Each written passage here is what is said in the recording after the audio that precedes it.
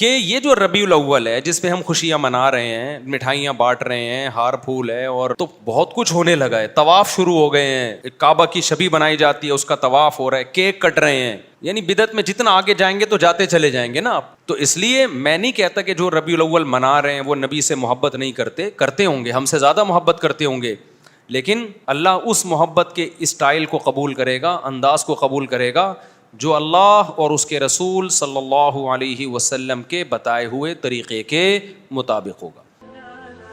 مفتی طارق مسعود کے بیانات کے لیے مفتی صاحب کے آفیشیل چینل مفتی طارق مسعود سپیچز کو سبسکرائب کریں.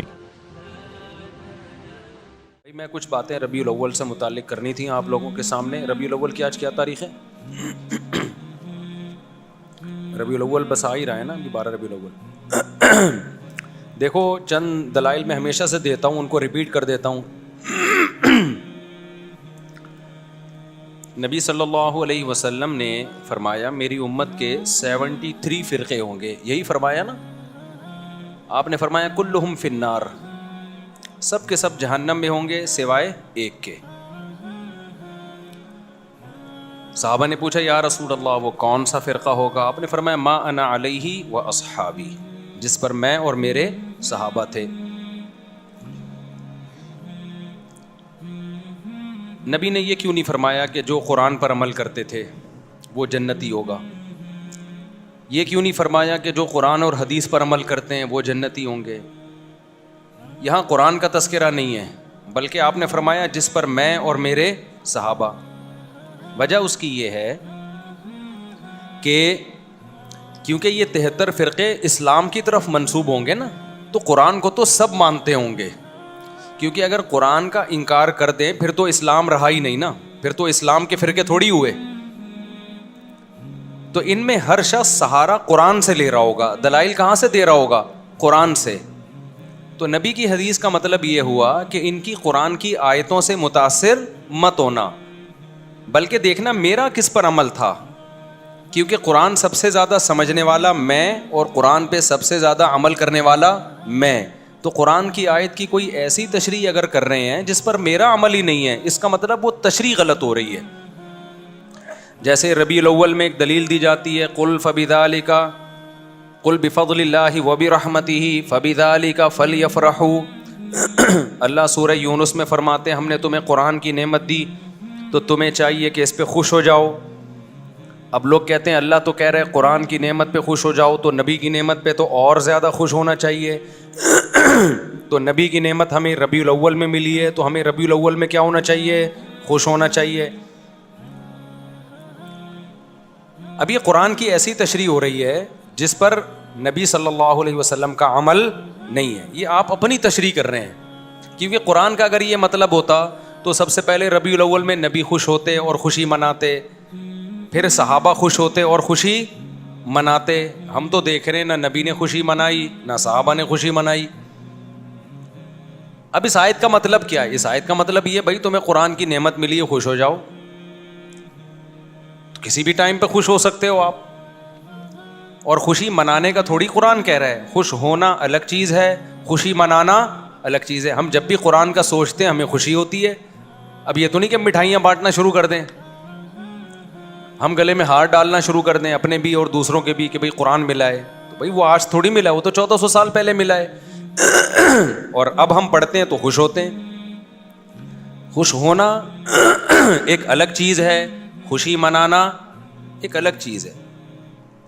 تو ہر آدمی قرآن سے ریفرنسز دے رہا ہوتا ہے. جناب پروفیسر غامدی صاحب بھی قرآن سے ریفرنسز دے رہے ہوتے ہیں, لیکن جب بتاؤ کہ بھائی حدیث میں کیا ہے, نبی نے اس پر کیسے عمل کیا, اس آیت کی کیسے نبی نے ایکسپلین کیا, وہاں آ کے مسئلہ خراب ہو جاتا ہے. تو اب یہ بات خوب اچھی طرح سمجھیں کہ نبی صلی اللہ علیہ وسلم نے جو یہ فرمایا نا کہ ما انا علیہ و اصحابی, جس پر میں اور میرے صحابہ تھے. اچھا یہاں تک بات ختم نہیں ہوئی. بعض حدیثوں کی ایسی تشریح کی جائے کرتے ہیں لوگ کہ جس پر صحابہ کا عمل نہیں تھا. تو نبی نے صرف یہ نہیں فرمایا کہ جس پر میں, بلکہ آپ نے اپنے ساتھ کس کو ایڈ کیا ہے؟ صحابہ کو بھی. کیونکہ جیسے قرآن کی آیتوں کی غلط تشریح کی جاتی ہے اسی طرح حدیثوں کی بھی غلط تشریح کی جاتی ہے. 3 طلاق کا 3 ہونا یہ تمام صحابہ کا فتویٰ ہے. اب کوئی آپ کے سامنے حدیث پیش کر رہا ہے کہ 3 طلاقیں ایک ہوتی تھیں تو سمجھ لو کہیں گڑبڑ کر رہا ہے. وہ حدیث کو ایکسپلین کرنے میں غلطی ہو رہی ہے اس سے, حدیث کا مطلب سمجھنے میں غلطی ہو رہی ہے اس سے. کیونکہ کسی ایک صحابی سے بھی نہیں ملتا کہ اکٹھی 3 طلاق کو ایک کہا انہوں نے. سارے صحابہ اکٹھی 3 کو کتنا کہتے ہیں؟ 3 کہتے ہیں. ہمارے پیغمبر نے معیار بتا دیا. بھائی کوئی حدیث کو ایسے ایکسپلین کر رہا ہے کہ صحابہ کے اگینسٹ جا رہی ہے, نہیں ماننا اس کو. فرقے سارے یہیں سے بنتے ہیں. کوئی قرآن کا لیبل لگا کے فرقہ بنائے گا, کوئی حدیث کا لیبل لگا کے. اسی وجہ سے کیا کہا گیا ہے کہ جو جنتی فرقہ ہے نا وہ ہے اہل سنت والجماعت, جو سنت کو بھی مانتا ہے اور صحابہ کے اجماع کو بھی مانتا ہے, جماعت صحابہ کو بھی مانتا ہے. قرآن و سنت کی وہ تشریح نہیں کرتا جو صحابہ سے میچ نہیں کرتی. اس حدیث سے ہمیں پتہ چلتا ہے کہ بھئی جو اہل سنت والجماعت ہیں وہ جنتی فرقہ ہے. سمجھ میں آ رہی ہے بات کہ نہیں آ رہی؟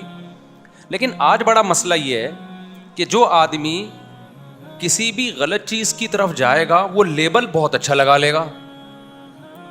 مثال کے طور پر ہمارے ہاں بہت سے حضرات ایسے ہیں جو اسلاف کے اقوال کو نہیں مانتے. نام سلفی رکھ لیا انہوں نے. میں سارے سلفیوں کو برا نہیں کہہ رہا, لیکن بہت ایسے ملیں گے کہ اسلاف کے جب قول ان کے سامنے پڑھ پڑھ کے سنائے جائیں وہ نہیں مانتے اس کو, لیکن کہتے اپنے آپ کو کیا ہیں؟ سلفی کہہ رہے ہوتے ہیں. رنگی کو نارنگی کہیں, تند مال کو کھویا, چلتی کو گاڑی کہیں. جو چلتی بھی چیز ہے اس کو لوگ کیا کہتے ہیں؟ گاڑی.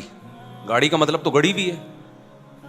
اور جو تند مال ہے اس کو کہتے ہیں جو اتنا بہترین مال کو کھویا, یعنی کوئی ہم نے دودھ بھی کھو دیا یہاں. اور نارنگی, حالانکہ وہ تو رنگی بھی چیز ہے نا, اتنا کلر پیارا ہوتا ہے, اس کو لوگ کیا کہتے ہیں؟ نارنگی, یعنی رنگی نہیں ہے اس میں. تو یہی حال آج کل فرقوں کے اچھے اچھے لیبل میں. اسلاف کی ایک نہیں ماننا, نام کیا رکھ لینا؟ سلفی. اہل سنت والجماعت یعنی حدیث اور صحابہ کو فالو نہیں کرنا, سنت اور جماعت صحابہ کی جماعت کو فالو نہیں کرنا, نام کیا رکھ لینا؟ ہم اہل سنت والجماعت ہیں. سمجھ میں آ رہی بات؟ ملتے جلتے ناموں سے لوگ دھوکہ کھا رہے ہیں. جماعت المسلمین نے کیا گڑبڑ کی؟ حدیث میں آتا ہے جو مسلمانوں کی جماعت سے الگ ہو کے نیا فرقہ بنائے گا وہ جہنم میں جائے گا. جب مسلمانوں کی جماعت سے الگ ہوا ایک فرقہ 1975 میں, اس الگ فرقے, وہ فرقہ جماعت المسلمین سے الگ ہوا ہے نا مسلمانوں کی جماعت سے, اس نے نام اپنا کیا رکھ لیا؟ جماعت المسلمین. تو یہ ملتے جلتے ناموں سے دھوکہ کھانے کی بالکل بھی ضرورت نہیں ہے. یہ لیبل ہیں مارکیٹ میں چل رہے ہیں. میں بار بار ایک مثال دیتا ہوں کہ ایک آدمی نے چینی کی بوری پہ چاول لکھا ہوا تھا. لوگوں نے پوچھا بھائی اس کے اندر چینی ہے, باہر چاول کیوں لکھا ہوا ہے؟ کہتا ہے مکھیوں کو دھوکہ دینے کے لیے. تو بتاؤ مکھی دھوکے میں آ جائے گی؟ مکھی تو دھوکے میں نہیں آتی, کیونکہ بوری کے اندر جو چینی کی خوشبو ہے وہ اس کو لائے گی. آپ لیبل سے دھوکے میں آتے ہو. جو اپنے آپ کو سلفی کہتے ہیں آپ سمجھتے ہو یہ اسلاف کے قول اقوال پر عمل کرتے ہیں. جو اپنے آپ کو اہل سنت والجماعت کہتا ہے آپ سمجھتے ہو یہ حقیقت میں اہل سنت والجماعت ہیں. جو اپنے آپ کو جماعت المسلمین کہتا ہے آپ سمجھتے ہو یہ سچی مچی کے جماعت المسلمین ہے. آپ اس خوشبو کو نہیں دیکھ رہے کہ عملی دنیا میں کون ہے جو حدیث اور صحابہ کو فالو کر رہا ہے, پریکٹیکل لائف میں کون ہے. اس پہ آپ غور و فکر کرنے کے لیے تیار ہی نہیں ہو. تو ناموں سے میں جانے کی بالکل بھی ضرورت نہیں ہے. کام کو دیکھو, کام کیا ہے؟ کام اہل سنت والجماعت والا ہونا چاہیے. اب یہیں سے ہم ربیع الاول کو دیکھتے ہیں. ربیع الاول کو کہ یہ جو ربیع الاول ہے جس پہ ہم خوشیاں منا رہے ہیں, مٹھائیاں بانٹ رہے ہیں, ہار پھول ہے, اور اب تو بہت کچھ ہونے لگا ہے. طواف شروع ہو گئے ہیں, ایک کعبہ کی شبیہ بنائی جاتی ہے, اس کا طواف ہو رہا ہے, کیک کٹ رہے ہیں. یعنی بدعت میں جتنا آگے جائیں گے تو جاتے چلے جائیں گے نا آپ. لیکن آپ پہلے اسٹیپ سے دیکھیں, مٹھائیاں تو بٹتی ہیں, حلوے تو پکتے ہی ہیں. یہ تو بہت کم درجے کا کوئی بدعت کو فالو کرے گا نا تو پہلا اسٹیپ ہے اس کا. لیکن ہمیں تو ایک لڈو بھی نہیں ملتا نبی کی سیرت میں. حلوہ تو آگے کی چیز ہے بھائی. ایک مبارک بادی کا پیغام بھی نہیں ملتا ہمیں. پیغمبر کی سیرت میں کہ ربیع الاول آیا ہو اور ہمارے نبی نے کسی کو مبارکبادی کا پیغام دیا ہو, یا چلو نبی نے نہیں دیا صحابہ نے دیا ہو, کوئی ایک ضعیف موضوع روایت بھی نہیں ہے اس بارے میں. سمجھ میں آ رہی ہے بات کہ نہیں آ رہی؟ تو اب اگر کوئی اسکالر قرآن و سنت کے دلائل کے انبار لگا دیں, اس کا مطلب بھائی وہ قرآن و سنت کی اپنی اخپل تشریح ہے. یہ پشتوں میں کہتے ہیں اخپل ہے. ہمیں صحابہ میں نہیں ملتی یہ چیز, نہ تابعین میں ملتی ہے, نہ تبع تابعین میں ملتی ہے. یہ تو ہندوستان میں بہت بعد میں جا کے رسم شروع ہوئی ہے. تو اس لیے میں نہیں کہتا کہ جو ربیع الاول منا رہے ہیں وہ نبی سے محبت نہیں کرتے, کرتے ہوں گے, ہم سے زیادہ محبت کرتے ہوں گے, لیکن علم نہ ہونے کی وجہ سے محبت کا رخ ٹھیک بولو نہیں ہے. میں کسی پہ الزام نہیں لگاتا کہ وہ نبی سے کر, سب نبی کی محبت میں ہی رہے ہیں, کیک بھی کٹ رہے ہیں اور بتیاں بھی لگا رہے ہیں, ہار پھول بھی, اور کچھ لوگ تو ناچ گا بھی رہے ہیں, کر رہے ہوں گے. لیکن بھائی یہ محبت وہ ہے جو آپ کے, یہ وہ اسٹائل ہے جو آپ کا اپنا اسٹائل ہے. اللہ اس محبت کے اسٹائل کو قبول کرے گا, انداز کو قبول کرے گا جو اللہ اور اس کے رسول صلی اللہ علیہ وسلم کے بتائے ہوئے طریقے کے مطابق ہوگا. تو پہلی بات تو یہ ہوئی کہ ہمیں صحابہ, تابعین, تبع تابعین, اہل سنت والجماعت کے فقہ میں 4 امام ہیں. فقہ کہتے ہیں قرآن و سنت کے جو مسائل مرتب کیے ہیں وہ کنہوں نے کیے ہیں؟ 4 اماموں نے. امام ابو حنیفہ, امام مالک, امام شافعی, امام احمد بن حنبل. یہ وہ اسکالرز ہیں جن کو پوری اہل سنت والجماعت نے مانا ہے. جیسے حدیث میں امام بخاری کو امام مانا نا, لوگ کہتے ہیں نا کہ امام حنیفہ کے امام ہونے کی کیا دلیل ہے, ہمارے امام تو صرف پیغمبر ہیں.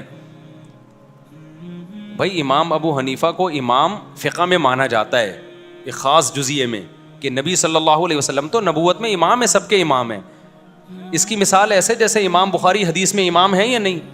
اب کوئی کہے نہیں ہمارے امام صرف امام نبی صلی اللہ علیہ وسلم ہے, تو ابے بھائی تو کدھر کی کدھر لگا رہا ہے. اس سینس میں ہم تھوڑی امام ابو حنیفہ کو امام بولتے ہیں, ہم اس سینس میں امام ابو حنیفہ کو امام بولتے ہیں جس سینس میں ہم امام بخاری کو حدیث کا امام بولتے ہیں. تو اسی سینس میں ہم امام ابو حنیفہ کو فقہ کا امام بولتے ہیں. فقہ کا مطلب کیا ہے؟ قرآن و حدیث سے مسائل مرتب کر کے ہمارے سامنے پیش کیے, انہوں نے کیے یا ان کے شاگردوں نے ان کے حکم پہ کیے, لیکن یہ انداز ان کا تھا. ایک مرتب شکل میں ہمارے پاس اسلامی قانون آئے, ایک ریسرچ ہو کے. یہ کام امام شافعی نے بھی کیا, امام مالک نے بھی کیا, امام احمد بن حنبل نے بھی کیا, اور بھی کچھ اماموں نے کیا, لیکن وہ پنپ نہیں پایا امت میں. اللہ کی طرف سے اس کو مقبولیت نہیں ملی. علماء صالحہ نے اس کو اس طرح قبول نہیں کیا, ان کے کام کو ایکسیپٹ کیا. جیسے بہت سارے محدثین گزرے ہیں, لیکن سب تو مشہور نہیں ہوئے نا. جن سے اللہ نے کام لیا, جن کو امت میں مقبولیت ملی, وہ امام ابو داؤد ہیں, امام بخاری ہیں, امام مسلم ہیں, امام بہقی ہیں, اور امام ابن ماجہ ہیں. تو یہ مشہور لوگ ہیں جن کو بس اللہ کی مرضی ہوتی ہے, امت میں کسی کو اللہ مقبولیت عطا کر دیتے ہیں جس سے اللہ دین کا کام لینا چاہیں. تو اس سینس میں امام حنیفہ کو امام کہا جاتا ہے. کچھ لوگ کہتے ہیں ہمارے امام تو صرف محمد صلی اللہ علیہ وسلم ہے, اور کوئی ہمارے امام نہیں ہے. ان کو اپنے دماغ کے علاج کی ضرورت ہے. ایک صاحب کہنے لگے, میں نے کہا قائد اعظم نے فرمایا. اس نے کہا قائد اعظم جو ہے نا صرف پیغمبر صلی اللہ علیہ وسلم ہے. قائد اعظم مطلب سب سے بڑے قائد, وہ صرف محمد صلی اللہ علیہ وسلم ہے. ابے میں نے کہا کدھر کی کدھر لگا رہا ہے. قائد اعظم ہم اس سینس میں نہیں کہتے کہ نبی کے مقابلے میں, وہ تو یقیناً پیغمبر صلی اللہ علیہ وسلم ہے. قائد اعظم کا مطلب جتنے دنیا میں اس زمانے میں امام جو محمد علی جناح کے دور میں جو بھی قائدین ہیں جنہوں نے اپنے قوموں کی آزادی کے لیے محنت کی, اس سینس میں ہم قائد اعظم کہتے ہیں. تو آج کل سینس لیس لوگ ہیں اور وہ ہمیں کہہ رہے ہیں ہم سے دین سیکھو, جن کو امام کے لفظ کا مطلب نہیں. امام ہر جگہ مختلف معنی میں استعمال ہوتا ہے. اب آپ کو ہمارے امام مفتی طارق مسعود صاحب ہیں, اگلا کہ ہمارے امام تو صرف جو ہے محمد صلی اللہ علیہ وسلم ہے. تو آپ کہو بھائی ہم مسجد کے امام کی بات کر رہے ہیں, نماز میں ہمارے امام مفتی صاحب ہیں. اگلا بولے نہیں, نماز میں بھی ہمارا امام محمد صلی اللہ علیہ وسلم ہے. آپ کو بھائی اصل میں یوں بتانا چاہ رہا ہوں کہ نماز میں, جمعے کی نماز میں ہمارے امام مفتی طارق مسعود صاحب ہیں. آپ کہیں نہیں, جمعے میں بھی ہمارا امام کون ہے؟ محمد صلی اللہ علیہ وسلم ہے. ہم ان کو دیکھیں. اس کا مطلب یہ پاگل ہے, یہ کیا ہے, اس سے بحث کرنا فضول ہے. تو امام ابو حنیفہ کو محمد صلی اللہ علیہ وسلم کے مقابلے میں امام نہیں کہا جاتا. امام ابو حنیفہ کو اس سینس میں امام کہا جاتا ہے کہ رسول اللہ صلی اللہ علیہ وسلم سے جو حدیثیں منقول ہیں، اسی طرح قرآن سے اور صحابہ کے جو اقوال ہیں، ان کو چھانٹی کر کے ان میں بحث مباحثہ کر کے دلائل کی قوت کی زور سے ایک رائے قائم کر کے اسلامی لا کو ریٹن فارم میں لانا، اور پھر پوری دنیا کے علماء کا اس پہ اعتماد کرنا یا بڑی دنیا کا اس پہ اعتماد کرنا، اس سینس میں ان کو امام کہا جاتا ہے. سمجھ میں آ رہی ہے بات کہ نہیں آ رہی ہے؟ اس سینس میں امام کہا جاتا ہے. تو اہل سنت والجماعت کے فقہ میں جو حدیثوں میں امام بخاری بھی امام ہے، امام مسلم بھی ہے، امام ابو داؤد بھی ہیں. اب اگر کوئی حدیث کی آج ایسی تحقیق لا رہا ہو جو امام بخاری کی تحقیق سے میچ نہیں کر رہی، تو آپ اس کی تحقیق کو مانو گے؟ اٹھا کے دیوار پہ پھینک دو گے، بولا کہ تو نیا آیا ہے کیا؟ یہ کام ائمہ محدثین پہلے کر چکے ہیں. اسی طرح یاد رکھو فقہ میں یہ چاروں کو امام مانا گیا ہے، اور ان کے شاگردوں کو ان کے بعد امام مانا گیا ہے. اور ان کے شاگرد صدیوں سے چلتے چلتے آج تک آ رہے ہیں.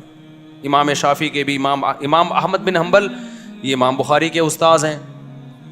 اب سوچو امام بخاری کا استاذ کیا بلا ہوگا، وہ میں بلا برے سینس میں نہیں کہہ رہا، یعنی علم میں کیا مقام ہوگا جو امام بخاری کے کیا ہیں، استاذ ہیں. اور پھر امام احمد بن حنبل کے استاذ ہیں امام شافعی، سمجھ رہے ہو؟ پھر امام شافعی کے استاذ ہیں محمد ابن حسن جو امام ابو حنیفہ کے شاگرد ہیں. اور امام محمد بن حسن کے استاذ کون ہیں؟ امام ابو حنیفہ. تو انہوں نے مرتب کیا ہے، ان کے شاگردوں نے کیا، لیکن انہی کے حکم پہ اور انہی کے اقوال کو ترتیب دے کے نا، کتاب الوضو، کتاب الزکوٰۃ، کتاب الصوم. اس سے پہلے یہ ترتیب ہمیں نہیں ملتی تھی، جیسے حدیثوں کی ترتیب نہیں ملتی تھی ہمیں، حدیثیں تو تھیں، ترتیب نہیں تھی. تو ایسے ہی فقہ کے مرتب ہونے سے پہلے فقہ تو تھا، مسائل تو تھے، مرتب بعد میں کیا گیا ہے. اب جب ایک چیز مرتب ہو جاتی ہے نا تو پھر آپ اس کے پابند ہو جاتے ہیں. پھر اس میں یہ کہنا کہ اس کی کیا دلیل ہے کہ میں ابو حنیفہ یا امام شافعی کے فقہ کو فالو کروں، نبی کے دور میں تو کچھ بھی نہیں تھا. تو میرے بھائی یہ بالکل ایسی فضول بات ہے جیسے کوئی کہ مجھے کیا ضرورت ہے امام بخاری کی کتاب کو فالو کروں، نبی کے دور میں تو یہ کتاب تھی نہیں. بھائی نبی کے دور میں یہ ساری حدیثیں تھیں، مرتب بعد میں کیا گیا، صحیح ضعیف کو چھانٹا بعد میں گیا ہے. جب کر لیا تو اب آپ اس کو فالو کرنا پڑے گا آپ کو اس کو. تو اسی طرح نبی کے دور میں، صحابہ کے دور میں مسائل تھے، مرتب نہیں تھے، چھانٹی نہیں تھے، ضعیف قول بھی تھا، صحیح قول بھی تھا. ان ائمہ نے مرتب کر کے قانون کو مرتب کر دیا. اب جب مرتب کر دیا، پوری امت اس پہ جمع ہو گئی. اب آپ اس سے ہٹو گے تو آپ ایک نیا فتنہ کھڑا کرو گے. اب آپ کو اس کا پابند ہونا ہے. میں سمجھا پا رہا ہوں اپنی بات؟ تو اس لیے اب جو دلیل دی جاتی ہے وہ ایسے کہ قرآن، حدیث، اجماع امت اور فقہ، وہ اسلامی فقہ جو آج سے پہلے اہل سنت والجماعت کے اماموں نے مرتب کر دیا ہے. اب اس میں دکھانا پڑے گا آپ کو. تو ہم دیکھتے ہیں ان چاروں میں ربیع الاول کا تذکرہ نہیں ملتا ہمیں کہ ربیع الاول کوئی مقدس مہینہ ہے، یا ربیع الاول میں لڈو کھانا ہے، یا لڈو میں اس لیے بولتا ہوں مزہ لڈو میں ہے، حلوے بولنے میں مزہ نہیں آتا. بھائی ہم ربیع الاول میں لڈو کھا نہیں رہے، بولنے تو دو نا، اتنی بھی سختی نہیں ہے اسلام میں. تو لڈو کا جو مزہ ہے نا، اصل میں یہ لڈو میں نے یہاں سے سیکھا. ہمارے بچپن میں ایک دوست تھے، وہ کہیں رشتہ لینے بھیجا نا انہوں نے، تو ان کا رشتہ ہو گیا. تو وہ ہمارے بڑوں، خاندان کے بڑوں میں سے آتے تھے. تو اب وہ جس دن جا رہے تھے نا منگنی کرنے، تو میرا کزن مجھے کہہ رہا تھا ان کے دل میں لڈو پھوٹ رہے ہیں. تو وہاں سے مجھے لڈو کا لفظ یاد ہو گیا. ان کے دل میں کیا پھوٹ رہے ہیں؟ وہ اپنی نا مسکراہٹ چھپا نہیں پا رہے تھے. تو میرے دوست نے مجھے بولا ان کے دل میں لڈو پھوٹ رہے ہیں. لیکن شادی کے بعد پھر جو ایسے ان کے دل میں کریلے پھوٹے ہیں نا، وہ اللہ ہی جانے.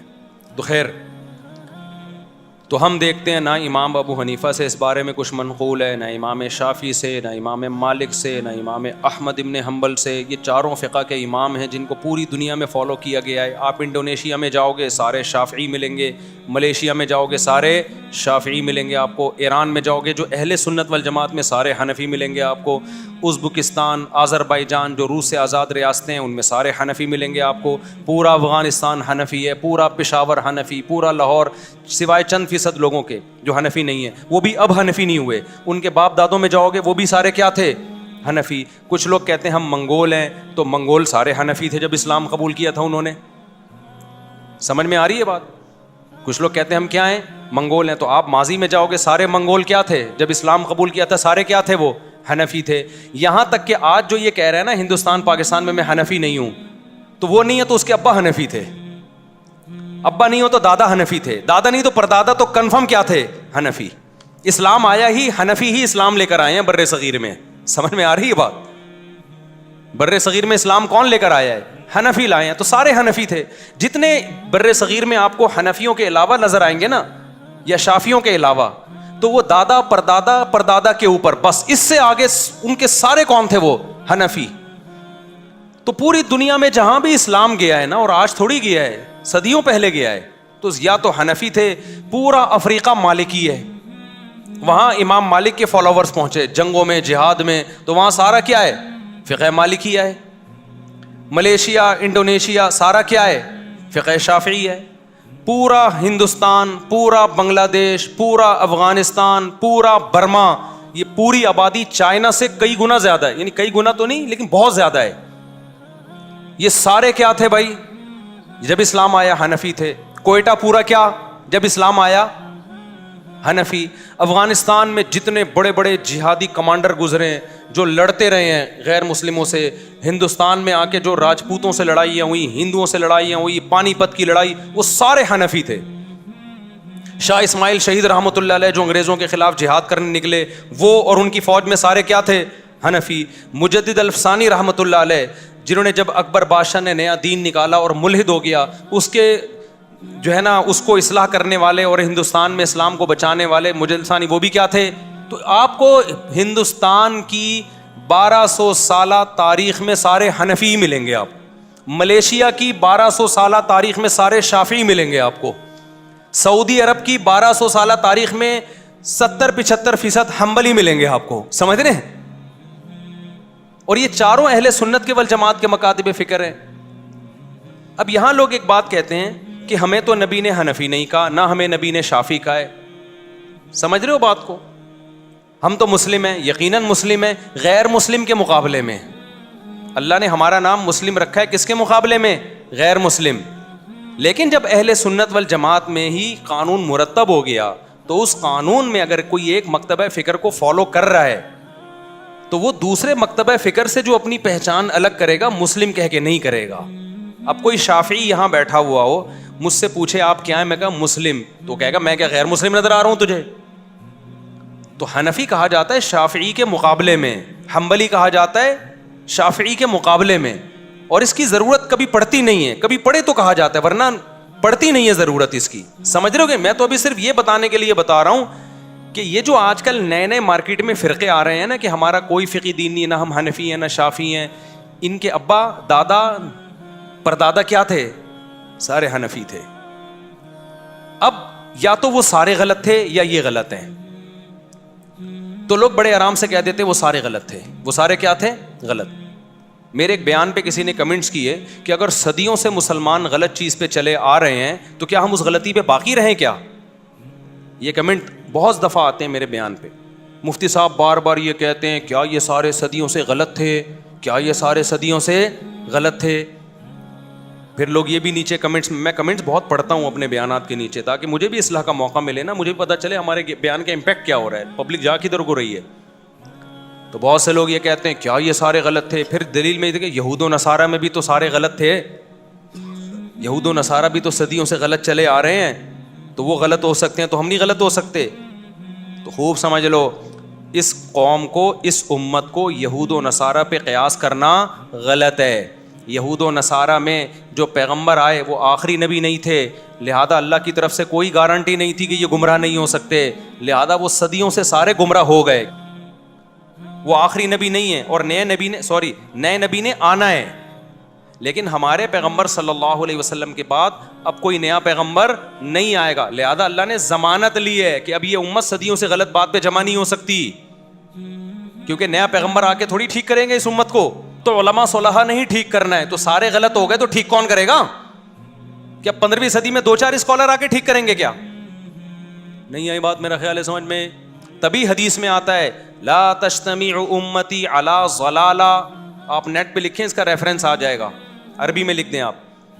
نبی صلی اللہ علیہ وسلم نے فرمایا میری امت گمراہی پہ جمع نہیں ہو سکتی. اس میں آپ نے یہ نہیں فرمایا کہ فلاں سن میں نہیں ہو سکتی, فلاں میں ہو سکتی ہے, مطلب کبھی بھی جمع نہیں ہو سکتی. جب کبھی بھی نہیں ہو سکتی تو اس کا مطلب صدیوں سے جو اتنی بڑی امت چلی آ رہی ہے نا, یہ ٹھیک تھی بھائی. آپ غلط ہیں جو نئی نئی چیزیں مارکیٹ میں آ رہی ہیں. جتنے آپ کو یہاں ملیں گے نا جو حنفیت کو چھوڑ چکے ہیں, ان کے ابا یا تو حنفی, ابا بھی چھوڑ چکے تو دادا حنفی نکلیں گے ان کے. یہ 2-3 صدیوں سے پہلے یہ سلسلہ جاتا ہی نہیں. کوئی قبر بھی نہیں دکھا سکتا کسی غیر حنفی کی ہندوستان میں 250-300 سال پرانی. سمجھ رہے ہو, زندہ تو دور کی بات, قبر بھی نہیں ملے گی آپ کو.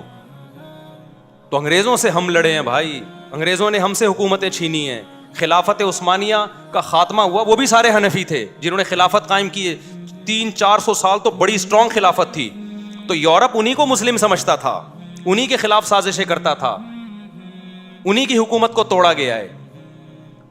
وہ اسلامی لا جو خلافت عثمانیہ میں 500-600 سال چلا ہے, وہ تو فقہ حنفی تھا سارا, وہ بھی غلط. بنو عباس میں زیادہ تر فقہ حنفی تھا, وہ بھی غلط. بنو امیہ میں جو سب سے بڑے قاضی تھے امام ابو یوسف تھے قاضی القضاء, وہ بھی حنفی تھے. تو یار یہ کدھر کو آپ قوم کو لے کے جا رہے ہو ہیں؟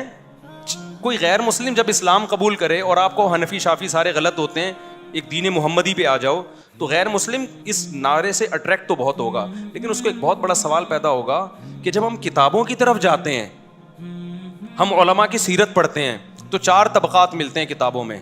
آپ جب بھی کسی عالم کی سیرت پڑھیں گے نا, تو یا تو طبقات حنفیہ میں ہوگا, یا طبقات شافعیہ میں, یا طبقات مالکیہ میں, یا طبقات حنابلہ میں.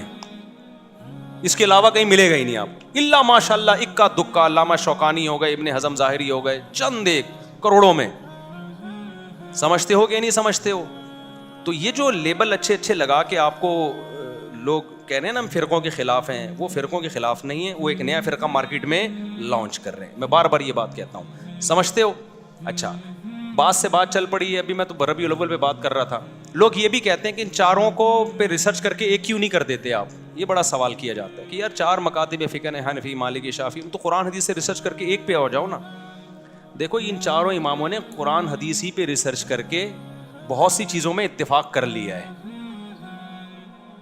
اب جن چیزوں میں ہو گیا ان میں تو چاروں متفق ہیں, سب میں ہر میں 4 رائے تھوڑی ہیں.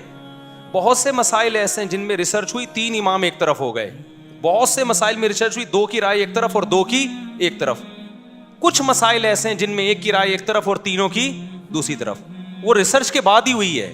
اب جب ہو گئی, اب اس اختلاف کو ختم نہیں کیا جا سکتا, کیونکہ اب اس کو ختم کرنے کے لیے بیٹھیں گے تو نئی نئی آراء اور وجود میں آئیں گی. اتھارٹی کون ہے جو یہ فیصلہ کرے گی کہ یہ صحیح ہے وہ غلط ہے؟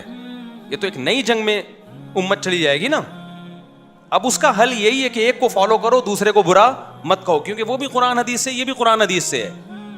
تو امت صدیوں سے اس ٹریک پہ چل رہی ہے اور بڑی کامیابی سے چلی ہے. اسی ٹریک پہ چلتے ہوئے دنیا پہ حکومت کی ہے.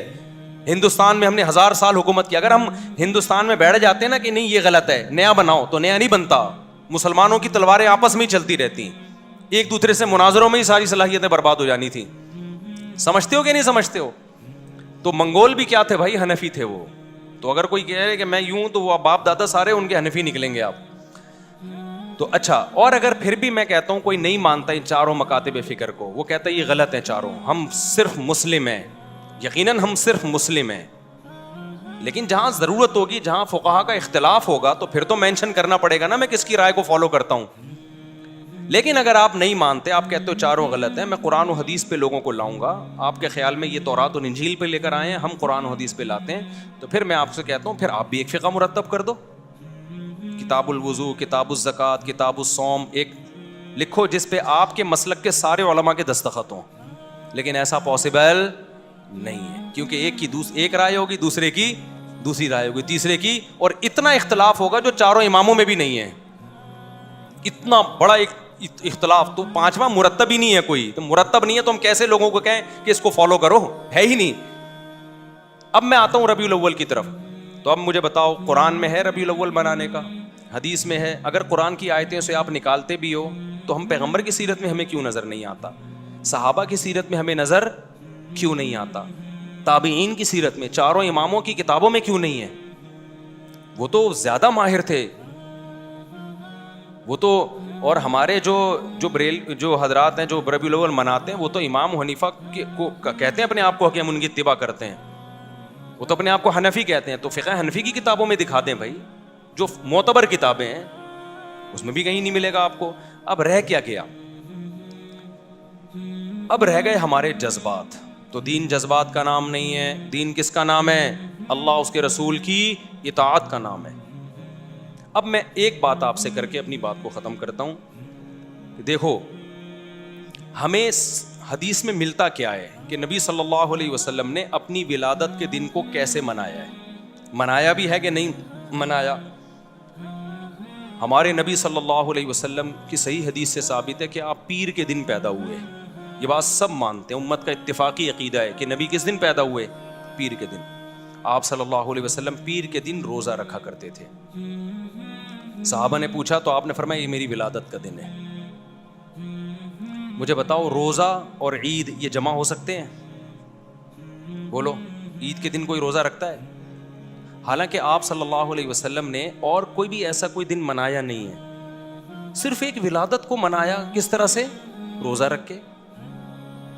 اس میں یقیناً یہ حکمت تھی کہ امت اس کو سیلیبریٹ کرنا نہ شروع کر دے, اس کو تہوار کے طور پہ منانا نہ شروع کر دے.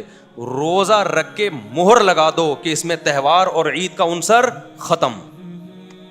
اگر آپ صلی اللہ علیہ وسلم روزہ نہ رکھتے تو یہ نیوٹرل ہوتا ہے, یہ دن نہ تہوار کا ہوتا نہ روزے کا ہوتا. پھر بھی تہوار منانا جائز نہیں تھا, کیونکہ تہوار کے لیے ثبوت کی ضرورت تھی. قرآن و سنت سے ثبوت دکھانا چاہیے. ہم خود سے تو کوئی عید نہیں بنا سکتے نا بھائی. ایک عید الفطر ہے, اس کی ہمیں دلیل ملتی ہے. ایک عید الاضحیٰ ہے, اس کی دلیل ملتی ہے. بیچ میں کسی دن کو ہم عید منا لیں تو جائز ہوگا؟ لوگ بولیں گے قرآن حدیث سے دکھاؤ. تو اگر نبی صلی اللہ علیہ وسلم نے پیر کے دن روزہ نہ بھی رکھا ہوتا تو بھی یوم ولادت کو سیلیبریٹ کرنا یا تہوار کے طور پہ منانا ہمارے لیے جائز نہیں ہوتا, کیونکہ بخاری مسلم کی حدیث ہے لکل قوم عید ولنا عیدان. آپ نے فرمایا ہر قوم کے لیے ایک سال میں ایک دن تہوار کا ہوتا ہے, اور ہمارے کتنے ہیں؟ دو. تو دو, ایک عید الفطر اور ایک عید الاضحیٰ. یہاں تک بات کلیئر ہو گئی. لیکن ہمارے نبی نے اس سے آگے بڑھ کے باقاعدہ روزہ رکھا, اور روزہ اور تہوار جمع نہیں ہو سکتے. تو تہوار کا تو کانسیپٹ ہی ختم ہو گیا ہے. آپ کہہ سکتے ہو ہم رات کو مناتے ہیں عید میلاد النبی, ہم دن میں تھوڑی مناتے ہیں. ہم کب مناتے ہیں؟ رات کو.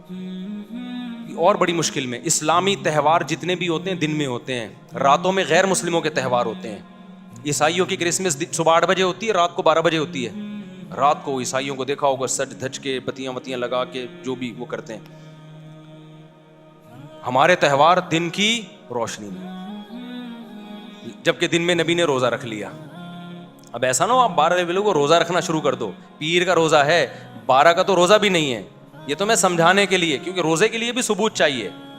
ویسے تو سال میں کسی بھی دن روزہ رکھو آپ, اسپیشل اس دن کو زیادہ فضیلت سمجھ کے روزہ رکھنا یہ جائز نہیں ہے. تو نبی نے اپنے یوم ولادت میں روزہ رکھا. پہلی بات, تہوار رات کو نہیں ہوتے. اسلامی تہوار کب ہوتے ہیں؟ دن میں ہوتے ہیں. کیوں؟ اسلام نے دن کی روشنی میں, کیونکہ رات کے نا جب خوشی مناتا ہے تو برائیوں کی طرف ذہن جاتا ہے انسان کا, شراب کباب کی طرف جاتا ہے.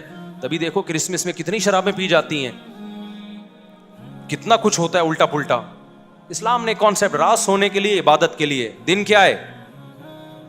خوشی کے لیے. صبح صبح ہم عید کی نماز کیسے نہا دھو کے آتے ہیں, اس بہانے بہت سے پوستی صبح اڑ جاتے ہیں اس بہانے. کتنا نورانی وقت ہوتا ہے. جمعہ بھی ایک چھوٹی عید ہے, حدیث میں اس کو بھی مجازن عید کہا گیا ہے. اس میں بھی خطبہ ہوتا ہے جیسے عیدوں میں ہوتا ہے. اس میں بھی 2 رکعتیں ہوتی ہیں جیسے عید میں. جمعے کی وہی شرائط ہیں جو عید کی شرائط ہیں. جمعہ گاؤں میں نہیں ہوتا. صحابہ کرام گاؤں سے جمعہ شہر میں پڑھنے آیا کرتے تھے. عید کی نماز بھی گاؤں میں نہیں ہوتی. جمعے کے لیے بھی کچھ شرطیں ہیں کہ اتنے افراد ہوں گے تو جمعہ ہوگا. عید کے لیے بھی شرطیں ہیں کہ اتنے افراد ہوں گے تو عید کی نماز ہوگی. 2 آدمی عید کی نماز نہیں پڑھ سکتے, 2 آدمی جمعے کی نماز بھی نہیں پڑھ سکتے. عید میں بھی خطبہ ہے, جمعے میں بھی کیا ہے؟ خطبہ. عید کے دن روزہ رکھنا بھی حرام, اور اسپیشلی جمعے کو خاص کر کے روزہ رکھنے کو بھی نبی نے ناپسند کیا ہے. تو ساری باتیں جمعے میں عید والی پائی جاتی ہیں کہ نہیں پائی جاتی؟ اب آپ ذرا دلائل کو سمجھیں. اس سے پتہ چلتا ہے جمعے میں بھی عید کا کانسیپٹ ہے. اب آپ دیکھو, سب سے پہلے جو آسمانی مذہب ابھی جو باقی ہیں ان میں یہودی مذہب تھا.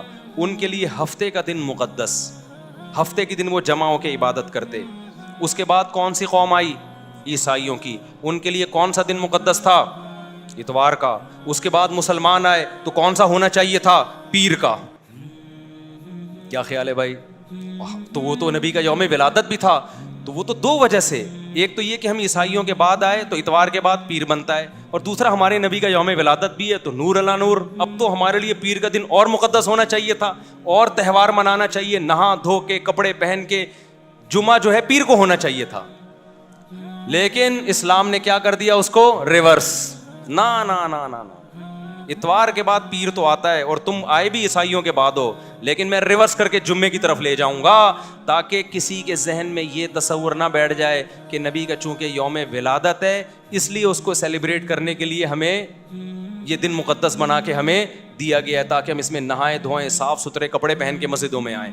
تو آپ مجھے بتاؤ، ہفتے میں 7 دن ہیں، ان میں ایک دن یوم ولادت ہے، تو آپ نہاتے اس دن ہو، خوشبوئیں اس دن لگاتے ہو، یا جمعے کو لگاتے ہو؟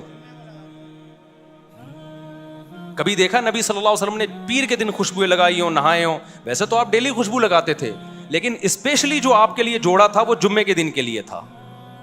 جو اچھا جوڑا پہنتے تھے آپ، اسپیشلی جو خوشبوئیں لگاتے تھے وہ کس دن؟ جمعے کے دن. اسپیشلی جو آپ نے نہانے کا حکم دیا کس دن؟ جمعے کے دن. اسپیشلی جو اچھے سے اچھا کپڑا پہننے کا حکم دیا کس دن؟ جمعے کے دن. تو پیر کو کیوں نہیں کیا آپ صلی اللہ علیہ وسلم نے؟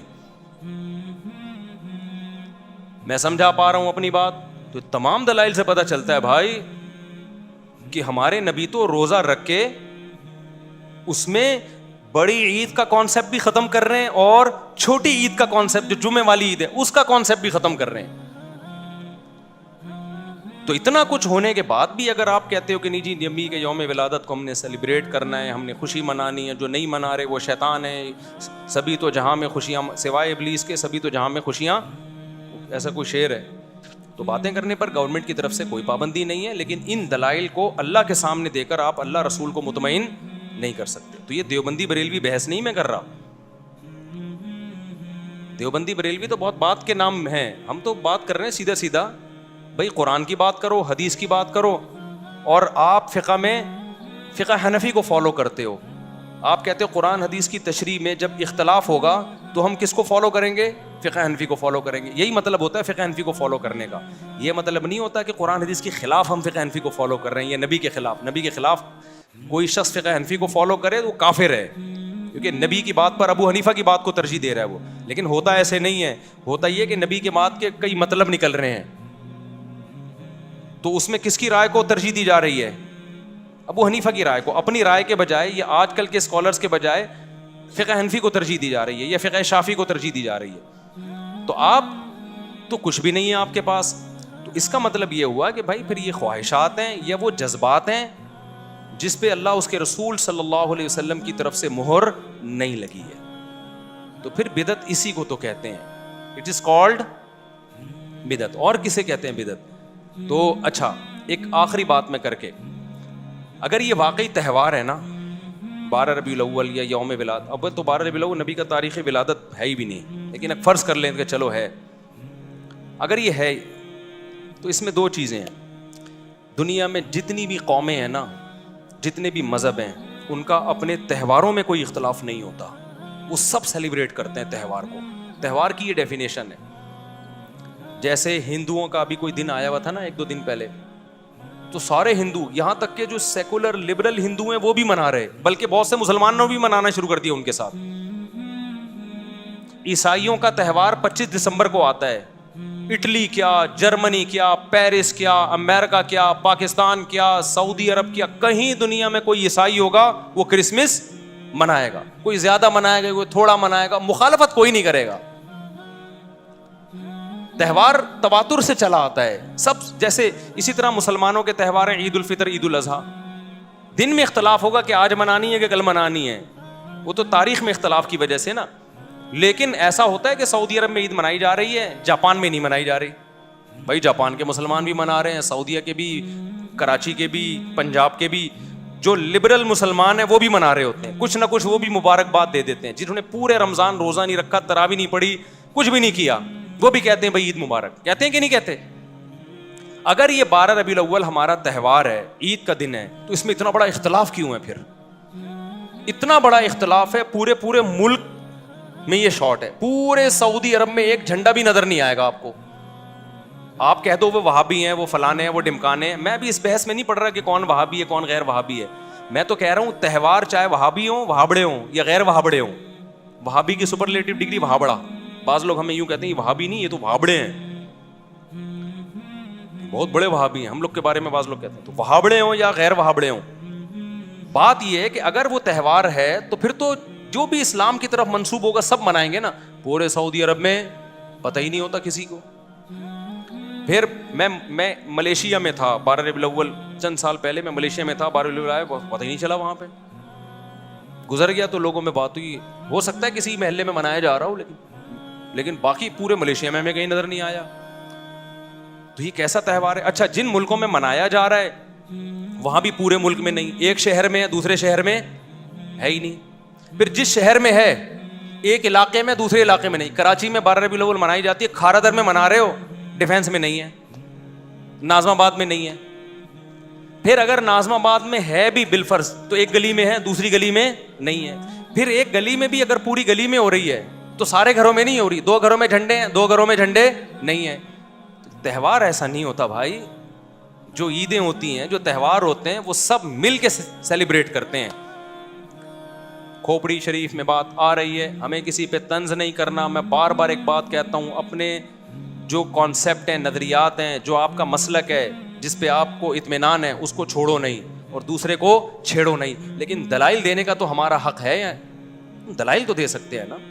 تو ہم دلائل دے رہے ہیں, ہم چھیڑ کسی. کوئی جھنڈا لگائے تو میں نہیں جا کے اتارتا. ہمارے اڑوس پڑوس میں بھی جھنڈے بھی لگ رہے ہیں, مٹھائیاں بھی آ رہی ہیں, ہم جا کے پھر بھی سلام کرتے ہیں, انکل خیریت سے ہیں آپ, طبیعت ٹھیک, سب اچھے کی رپورٹ ہو, کہتے ہیں وعلیکم السلام مفتی صاحب, سب سیٹ چل رہا ہے, شادی مبارک, السلام, نکل لیے. ہم یہ نہیں کہتے یہ جھنڈا کیوں لگایا ہوا ہے, حلوے کیوں کھا رہے ہو. بھائی چھیڑنا نہیں ہے کسی کو. ہم نے ہمارے جو بس میں تھا ہم نے دلائل سامنے رکھ دیے, سمجھ میں آ جائے ٹھیک ہے, نہیں سمجھ میں آئے تو بھی ٹھیک ہے بھائی. اگر اللہ آپ کو بخش دے تو ہمیں کوئی اعتراض نہیں ہے, اللہ نہیں بخشے تو پھر ہمیں نہیں بولنا کہ تم نے بتایا کیوں نہیں تھا, ٹھیک ہے نا. تو ہم تو بس اس لیے. جی کیا بول رہے ہیں حضرت؟ ہاں وہ تو امام احمد رضا صاحب نے لکھا ہے کہ 8 ربیع الاول ہے. اچھا یہ بھی ایک اہم بات ہے, جو تاریخیں ہیں نا تہواروں کی, ان میں بھی اختلاف نہیں ہوتا. یہاں تاریخ میں بھی اختلاف ہے. کسی نے کہا 8 ربیع الاول ہے, کسی نے کہا 12 ربیع الاول ہے, کسی نے کہا 9 ربیع الاول ہے. اور غنیت الطالبین میں تو شیخ عبد القادر گیلانی رحمۃ اللہ علیہ کی طرف منسوب ہے کہ محرم ہے. تو یہ تو 12 کے لفظ پہ خود ہے کہ بہت کوئی کسی صحیح حدیث میں تو 12 ربیع الاول کا ہے ہی نہیں. صحیح حدیث میں صرف اتنا ہے کہ پیر کے دن پیدا ہوئے. کوئی صحیح حدیث نہیں دکھا سکتے آپ اس میں کہ 12 کو نبی صلی اللہ علیہ وسلم پیدا ہوئے. تو بھائی جو اسلام کمپلیٹ ہو چکا ہے ہم نے اسی کو فالو بولو کرنا ہے. وہ وہی ہے جو صحابہ تابعین لے کر آئے اور ائمہ مجتہدین نے اس کو کتابوں میں محفوظ کیا. اس سے ہٹنے کی آپ کو اجازت نہیں ہے. ہٹو گے تو پھر خاردار جھاڑیاں ہیں. اور ایک اہم بات یہ بھی کہ بدعت کے پاؤں نہیں ہوتے, بدعت چینج ہوتی ہے, سنت چینج نہیں ہوتی. دیکھو فجر کی 2 فرض سنت ہے نا, 1400 سال سے 2 ہی چلے آ رہے ہیں. چینجنگ ہوئی اس میں, لیکن بدعت میں چینجنگ ہوتی ہے. ربیع الاول پچھلے سال جس اسٹائل سے منایا جا رہا تھا اس سے پچھلے سال وہ اسٹائل آپ کو نہیں ملے گا. اس سے پہلے نہیں, 100 سال پہلے جو منایا جا رہا تھا وہ بالکل ہی ڈیفرنٹ تھا. اس میں کیک کاٹنے کا, لڈو کا تصور ہی نہیں تھا. اس میں صرف جلسے ہوتے تھے اور ہار پھور اور تھوڑا بہت. تو ہر سال اس میں کیا ہو رہی ہے, چینجنگ.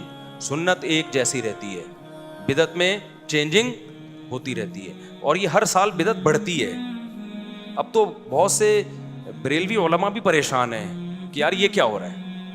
مفتی منیب صاحب کا کتنی دفعہ بیان آیا ہے کہ یہ ہماری قوم چل کس طرف پڑی ہے, یہ کیا تماشا ہو رہا ہے.